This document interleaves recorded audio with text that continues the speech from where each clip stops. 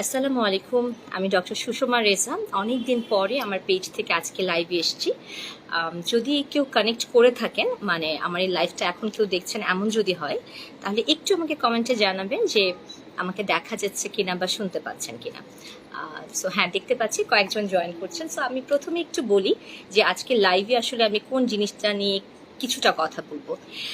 আসলে কি, আমি তো মাঝখানে একটু দেশের বাইরে ছিলাম হজের জন্য, হজ থেকে আসলাম। ওই সময়টাতে আসলে সোশ্যাল মিডিয়া থেকে একেবারেই দূরে ছিলাম।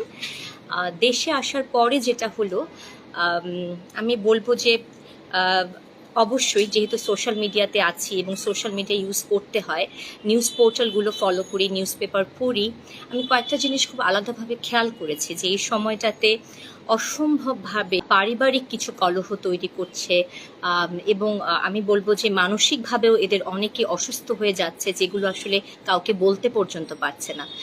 যারা উচ্চবিত্ত তাদের জন্য এই সময়টা বা সংকটটা একরকম, যারা নিম্নবিত্ত তাদের জন্য একরকম, বাট এই মধ্যবিত্ত শ্রেণী যাদের আসলে আমি কি বলবো অনেক বেশি মেনটেন করতে হয় এবং এমন একটা মেকি ভাব ধরে থাকতে হয় যে জীবনে কিছুই হয়নি, তাদের জন্য এই সময়টা আসলে ভীষণ খারাপ যাচ্ছে। এটা তো একটা দিক। এছাড়াও যখন আমরা ইউটিউবে ঢুকছি, সোশ্যাল মিডিয়াতে আছি, আমরা যদি খেয়াল করি অসম্ভবভাবে এক্সট্রা ম্যারিটাল অ্যাফেয়ারগুলো বেড়ে যাচ্ছে, আমরা নিউজগুলো দেখছি এখন। এবং সে যদি বলি চোখের সামনে আমাদের সামাজিক মূল্যবোধের জায়গাগুলো, ধর্মীয় মূল্যবোধের জায়গাগুলো একেবারে নড়ে যাচ্ছে। এবং এই যে সংকটের জায়গাটা কেউ কিন্তু আমাদের শিখিয়ে দিচ্ছে না যে এই সময় ভালো থাকার প্রেসক্রিপশনটা কি, এই সময় কিভাবে আমরা ভালো থাকবো।